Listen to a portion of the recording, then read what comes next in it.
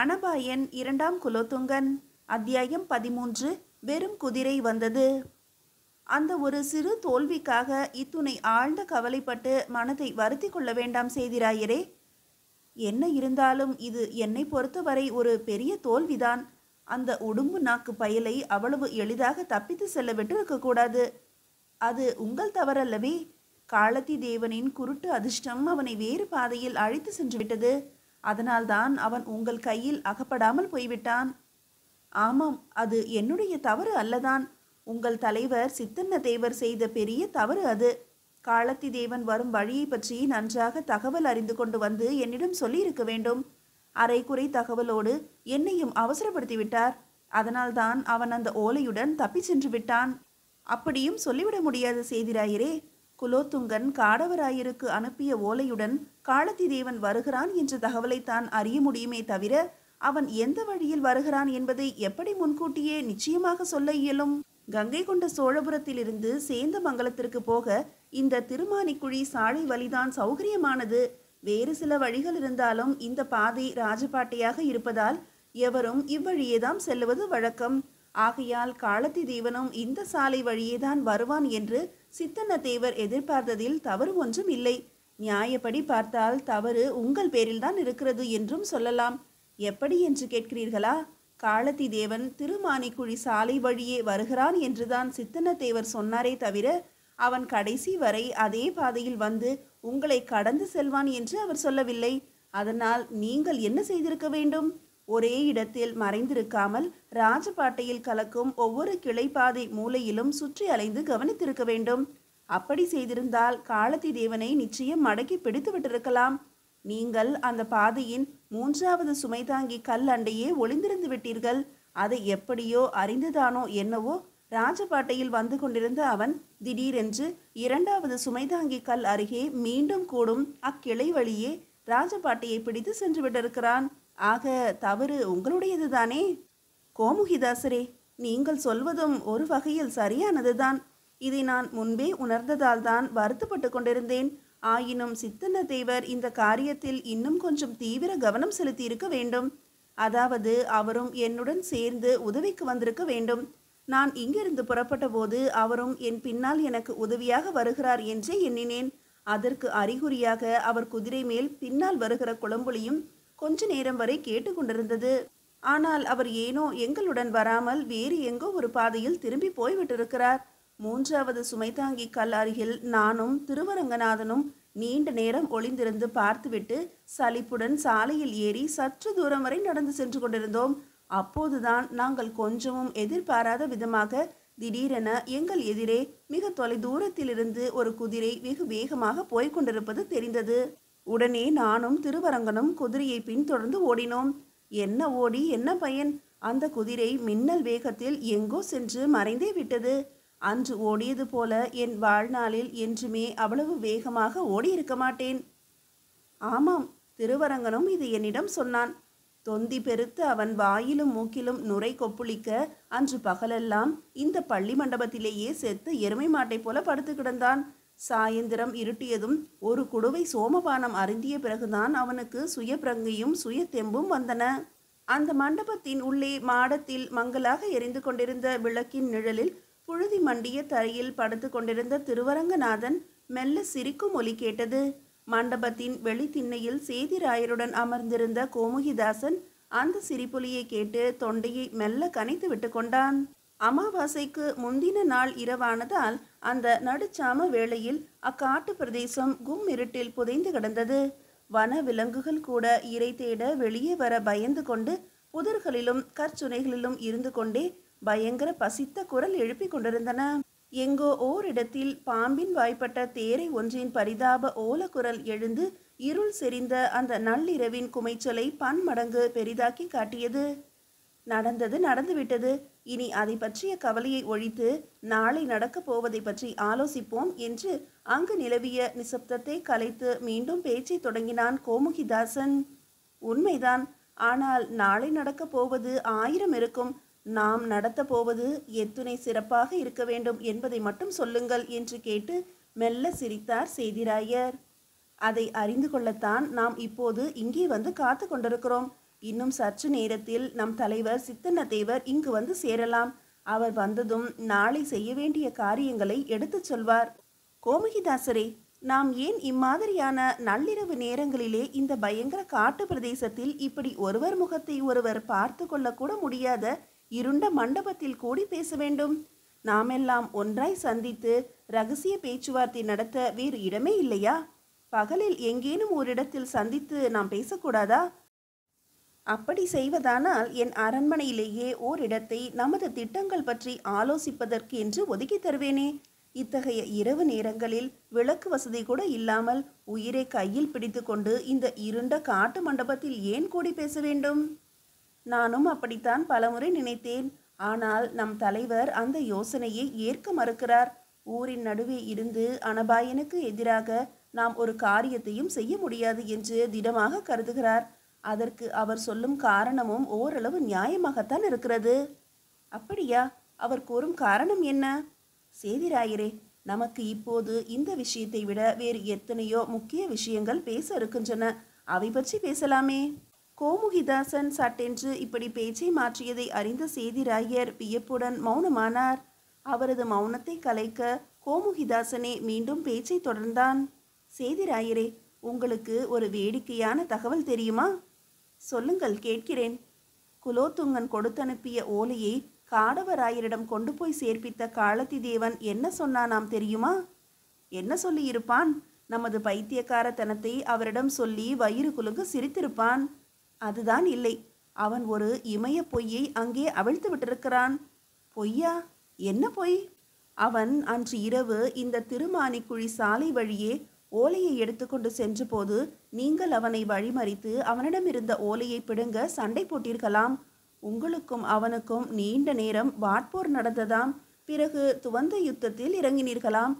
கடைசியில் நீங்கள் காளத்தி தேவனுடன் சண்டையிட முடியாமல் களைத்து போய் போரில் தோற்று ஓடுவது போல காட்டில் ஓடி ஒளிந்து கொண்டீர்களாம்.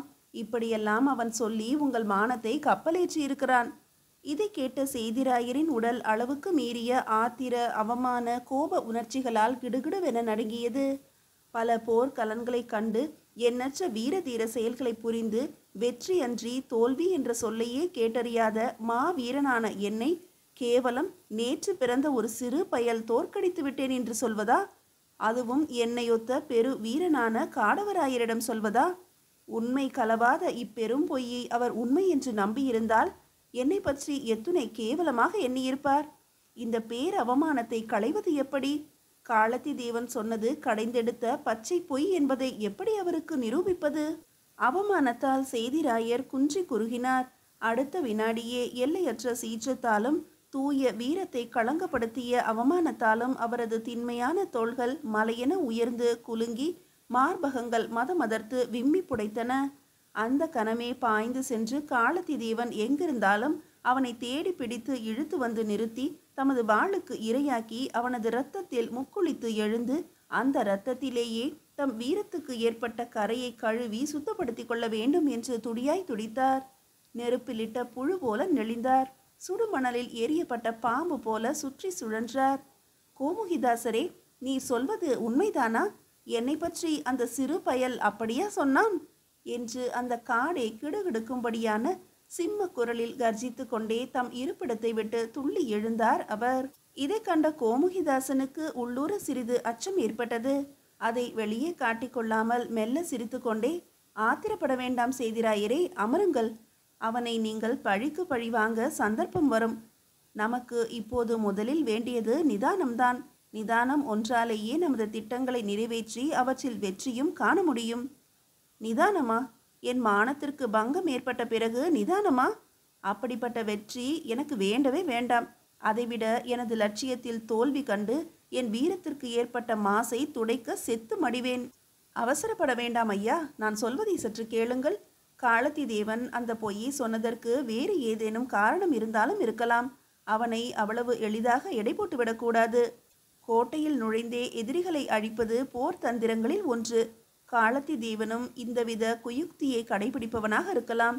அவன் நமக்கு துரோகியாக மாறுவான் என்று நான் நம்பவில்லை.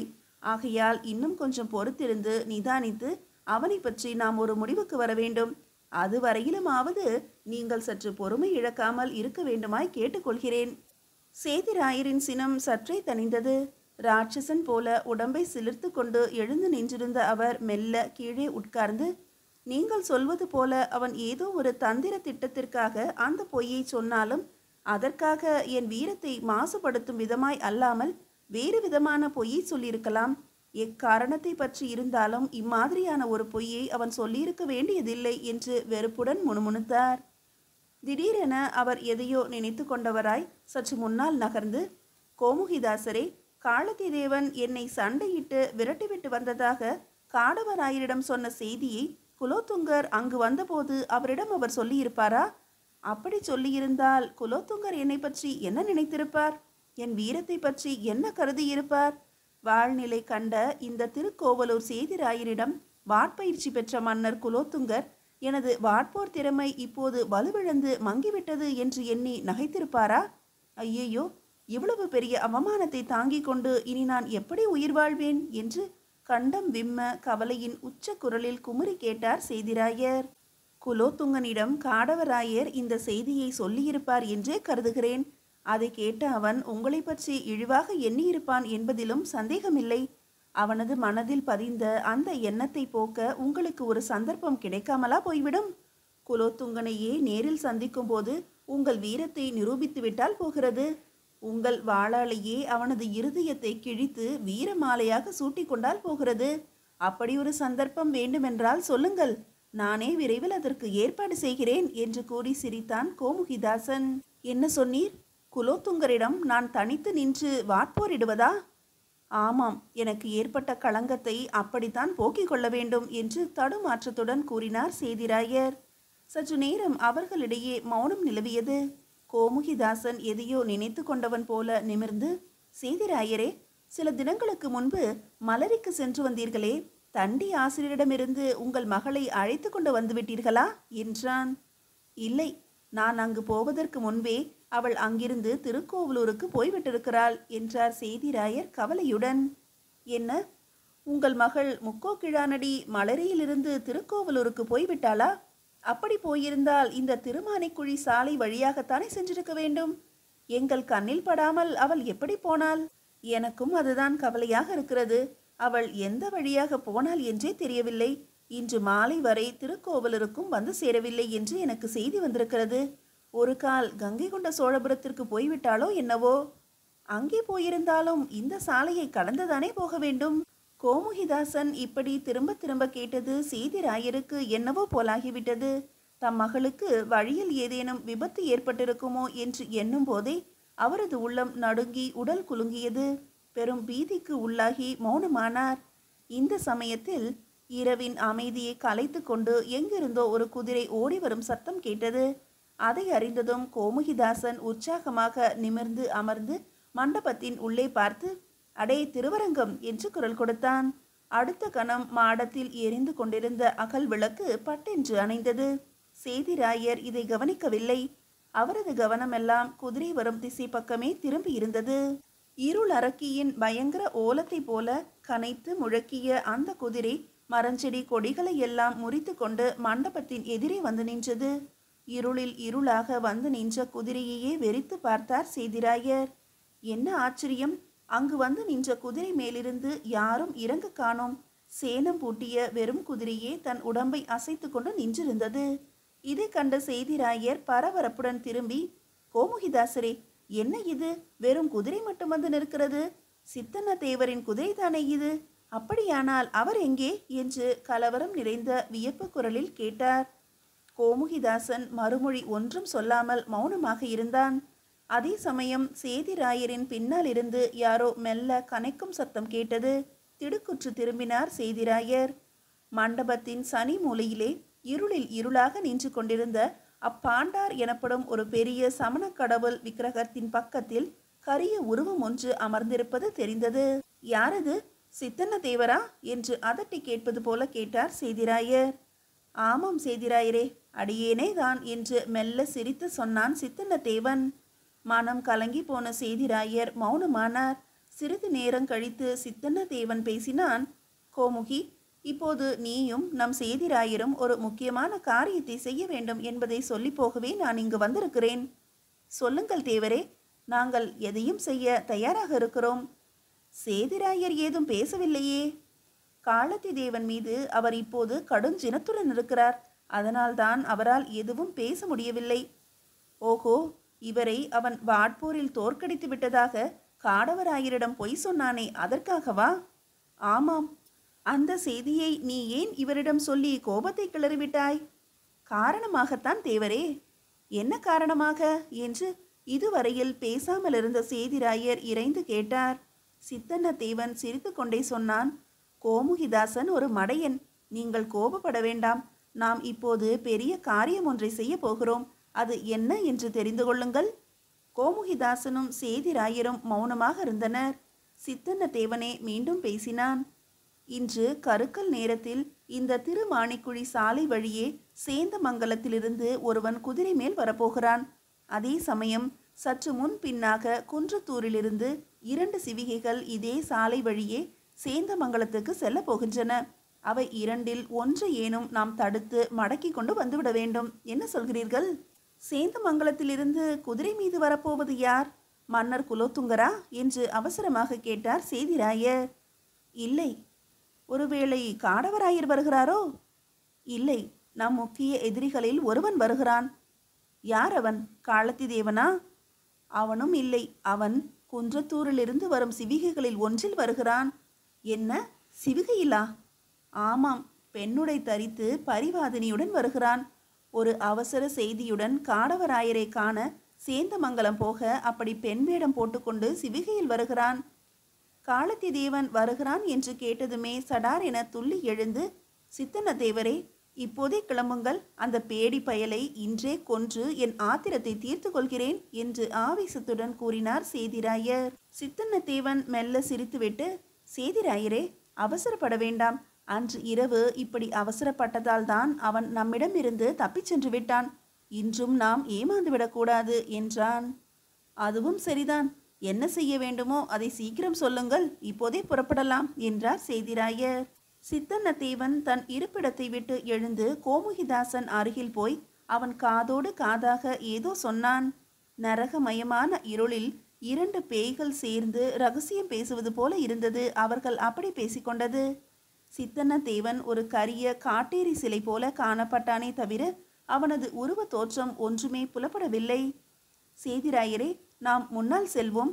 சித்தன்ன தேவரும் திருவரங்கனும் நமக்கு பின்னால் வருவார்கள் என்று சொல்லிக்கொண்டே காட்டை நோக்கி இருளில் நடந்தான் கோமுகிதாசன்.